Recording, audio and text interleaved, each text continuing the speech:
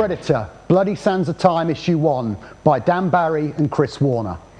In a nod to the original film, the story opens with a CIA raid in the Colombian jungle with a bloody outcome.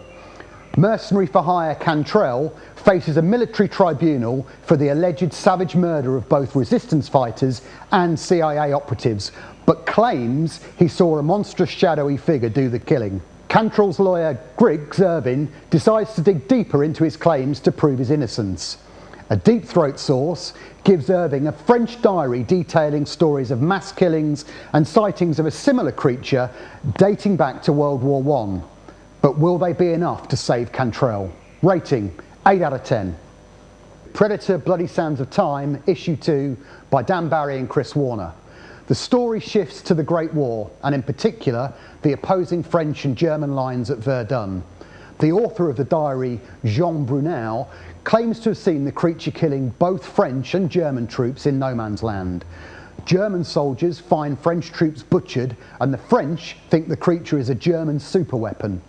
Barry's story majors on the futility of the Great War and the treatment of the soldiers in the trenches by their superiors. His art, with Warner's inks, is great, and the ending is neatly tied up in what is an enjoyable two-parter. Rating 8 out of 10. Aliens, Aftermath, Issue 1 by Benjamin Percy and Dave Wachter. What happened to the colonists on Hadley Hope, and why have the Weyland-Yutani Corp removed all records of the colony? A group of activists called Renegade XM, led by the nephew of Vasquez, are seeking answers that Weyland-Yutani would prefer remain hidden. Picking through the wreckage of the colony, the group find more than they had planned for in the form of a radioactive mutated alien, something that Weyland-Yutani Corp may now be interested in extracting. A great follow-up to the film, which seems long overdue, and this continues the great work Marvel are doing with the Alien license. Rating 8.5 out of 10. If you like the channel and you can review a comic in 100 words and want me to deliver it, please send them in. Out, Issue 1 by Rob Williams and Will Conrad. In the dying months of World War II, desperate to turn the tide of the war, the Nazis unearth a coffin long buried near the Czechoslovakian border. Nakoma, an Apache codebreaker in the US Army, is transported along with a group of POWs to New Schollezern Castle in Bavaria, a seemingly escape-proof POW camp.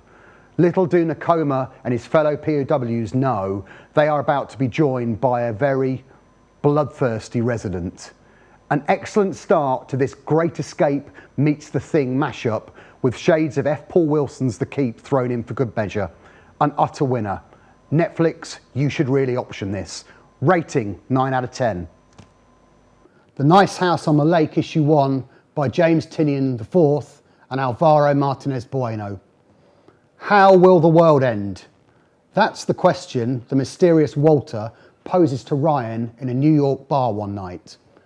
2 years later, she's invited by Walter to a weekend getaway at his house on the lake along with a group of others. Group introductions are made before Walter arrives, and then everything goes south. Media reports seemingly show the end of the world, but the house on the lake is mysteriously unaffected. And then there's Walter's reveal. Another superbly written book by Tynion with exceptional art by Martinez Bueno, whose style changes perceptibly as the issue unfolds. What a start. Rating 9 out of 10. I run the Unreality store.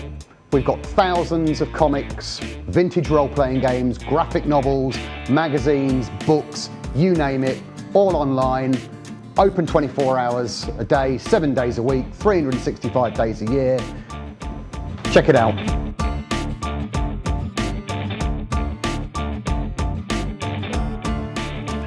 Please like, subscribe and follow.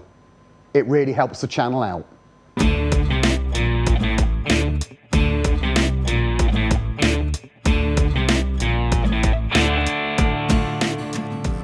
Ghost Rider and Captain America, Fear by Howard Mackie and Lee Weeks. In the 90s, Ghost Rider was a hot property, and Marvel milked old Flamehead for all he was worth. Case in point, this Prestige format one-shot. The Scarecrow is given surgical implants, imbuing him with the power to induce fear by the mysterious firm. He escapes and abducts Stacey Dolan, daughter of NYPD cop Captain Dolan. Cue Ghost Rider and Captain America teaming up to rescue Dolan. Weeks' art is really nice, with some almost Mignola-esque touches. It's an okay read, but really one for the completists. Rating, 7.5 out of 10.